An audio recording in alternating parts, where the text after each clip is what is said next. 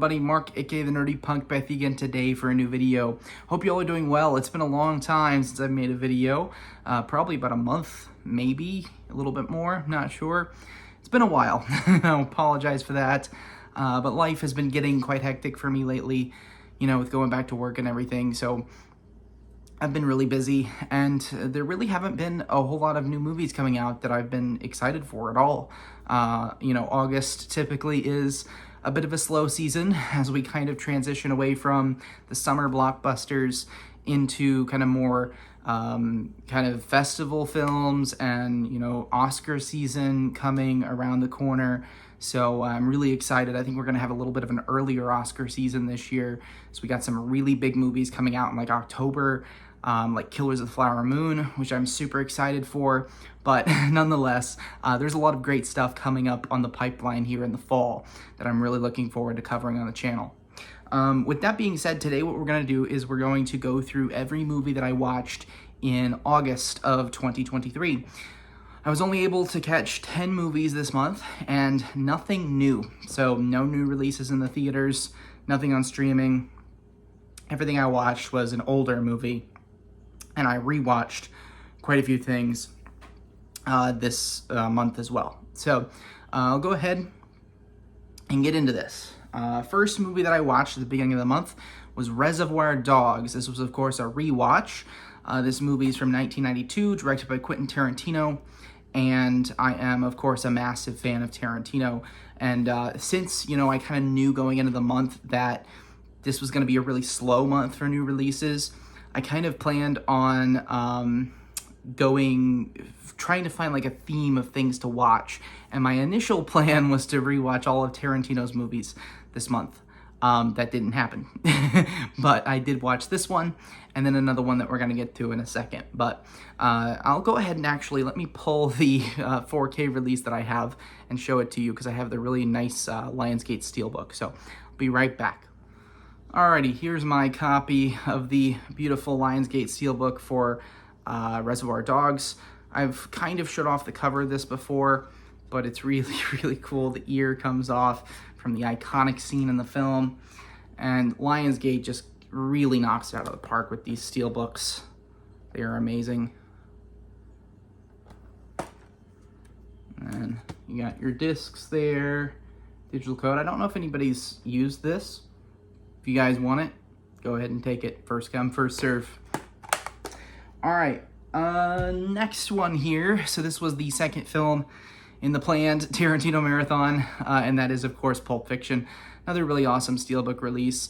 Not as awesome as the Lionsgate one, because this one was done by Paramount, but still a pretty solid release, and it does look fantastic on 4K. One of my favorite movies of all time. There's not really much more I need to say about it. I've talked about Pulp Fiction over and over again. Everybody's heard about Pulp Fiction over and over again, so there's no need to waste a lot of time on it. Next one here, also digging into the physical media collection, Major League. So this is, August is still baseball season, of course, and I'm a huge baseball fan. I love a good baseball movie. And this is just a classic baseball comedy. It's kind of one of the more edgier comedies when it comes to baseball movies. So, you know, if that's more your cup of tea, then this is definitely one to check out. Classic film, Charlie Sheen, amazing performance. So I really, really like this. This is a classic. I gave it a 3.5 out of 5 on Letterboxd. Next, I finally did the Barbenheimer double feature properly in one day. I made it to the third trip to the theater to see Barbie and Oppenheimer, my third and final trip, as those movies are now leaving the theaters. Although Barbie's actually getting an IMAX release, which is really cool, but I'm probably not going to go find that. But anyway, my third and final Barbenheimer trip, I actually did it in one day, back to back. It was fun. And I think I have kind of my, at least for the time, final thoughts on those two movies. And their ratings have kind of settled, I think, for me. So 3 watches in, here are my thoughts. Oppenheimer is a phenomenal film. I think it's a masterpiece. I think it's Christopher Nolan's best film.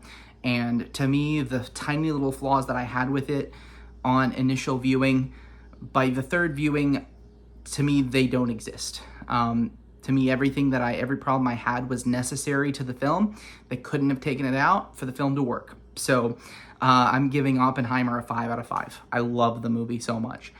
And then, of course, Barbie, which I really, really love. Obviously, I wouldn't have seen it 3 times in the theater if I didn't. That being said, quality-wise, it is definitely a step below Oppenheimer.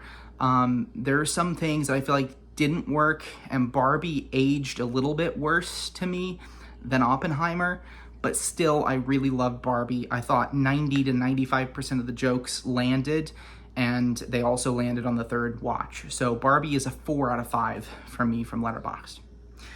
Moving on, I got into some Scorsese this month, and I watched The Departed for the first time. So there's still, I've seen about a dozen Scorsese movies, but there's still probably about a dozen that I haven't got to yet. So I'm trying to watch a few more Scorsese movies as we lead into Killers of the Flower Moon, which I'm super, super psyched for. Can't wait to see that. But I'd never seen The Departed before, and this is the movie that actually won him the Best Director Oscar, and I think also Best Picture. Not 100% on that, but Scorsese, I believe, has only won 1 Oscar for Best Director, and it was for The Departed. So I had to see this, obviously. Amazing performance from Leonardo DiCaprio. Matt Damon is great in this. Martin Sheen is really good. Obviously, Jack Nicholson with an iconic performance. Kind of one of his last great performances. So I really liked this movie. There's a few tiny little flaws, you can poke at it. But I think it's a really, really solid film. Do I think it necessarily stands out as much from the rest of his kind of gangster film catalog? Not really. I mean, it has its unique elements to it, but to me it seems very similar to movies like Goodfellas, and Goodfellas is just a step above it, in my opinion. So, I think The Departed's a really solid film, and it's a really good movie, but it's not one that I think is going to resonate with me quite as much as other films of his. So I gave The Departed a 4.5 out of 5. Obviously, a really positive review. And then finally, well, actually not finally, the 7th movie that I watched this month, getting ahead of myself here, Interstellar. I watched this one for the first time. So there's still a few, just like Scorsese, but smaller. There's a few holes in the Nolan filmography that I haven't seen. Last year, I want to say I bought this on 4K, and I watched like the first 30 minutes or 45 minutes of it, and I couldn't get into it. So I just pulled it out of the player. And then this month I was back in the mood for more Nolan, and this was one I hadn't seen, so I gave it another chance, and I really liked it. Do I think that this is worthy of all of the praise that it gets? No. I think it is a tad bit overrated. I know Letterboxd seems to kind of have a love-hate relationship with this. There's a lot of people who just love it so much. I was really shocked to see, I think this is like one of the top 5 most loved movies on Letterboxd in terms of people putting it in their top 4 of all time. That blows my mind. This is not a top 4 of all time for me, not even close. But it's a really, really good movie, and it has a lot to say about humanity and, space travel, obviously. And I think emotionally it does hit home most of the time. Not necessarily all of the time, but most of the time. So I really liked Interstellar. I had problems with it.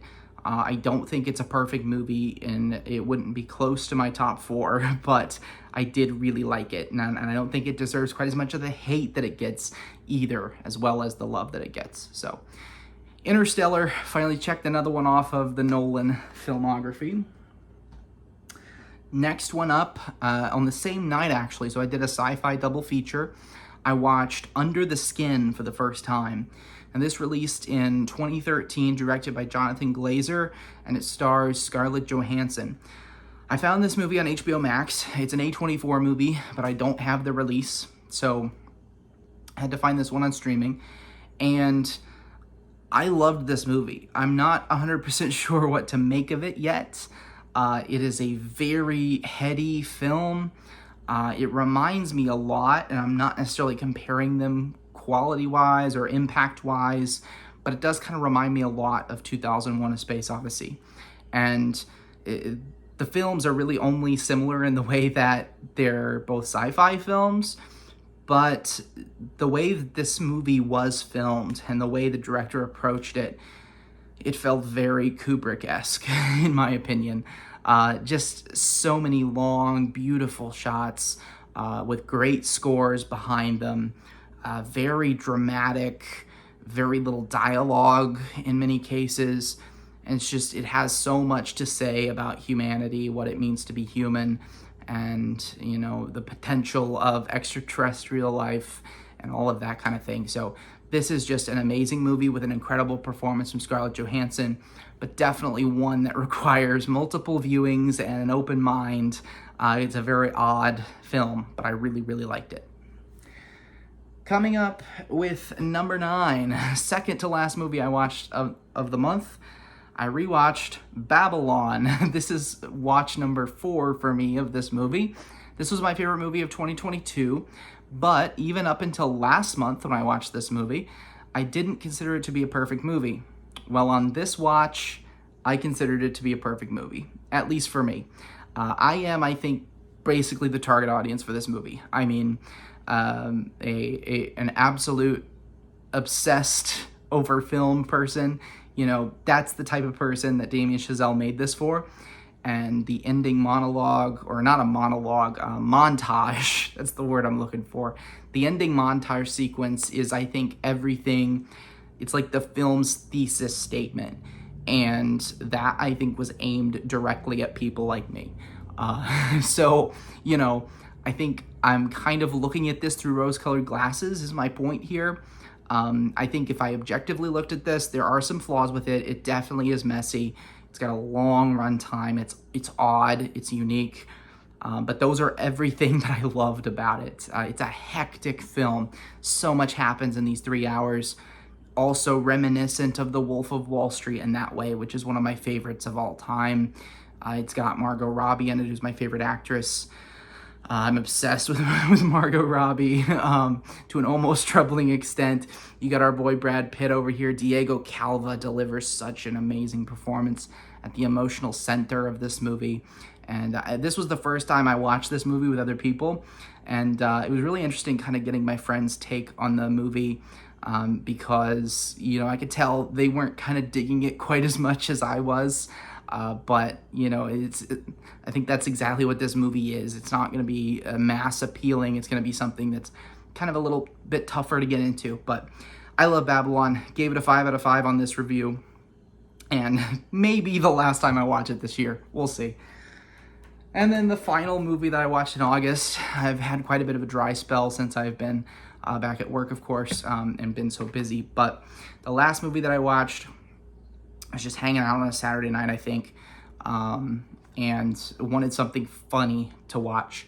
So we watched Sausage Party. Seth Rogen is kind of my go-to when it comes to comedy, and this is one that I hadn't seen of his in a while. So I think I watched this when it came out, or around that time. Maybe I've seen it a couple times since. It definitely doesn't hold up as well as some of his classics like Superbad or Knocked Up or Pineapple Express. You know, those are bona fide, fantastic comedy classics. This one, not as much, but it is such a weird movie. I mean, it's got such an odd concept. It's basically like an R-rated Pixar comedy, and it's so odd. The jokes are out there, they're edgy. I really enjoyed this. You know, is it perfect? No, not by any means, but I gave this one a 3 out of 5. So that's the last movie that I watched in August. Looking forward to hopefully more in September. We'll see with how busy I get, but hoping to get at least a dozen or so movies watched in September. So stay tuned for next month's Letterboxd recap. With that being said, I hope you guys enjoy the rest of your Labor Day weekend. Hope it's a fantastic one, and I will check in with you guys later.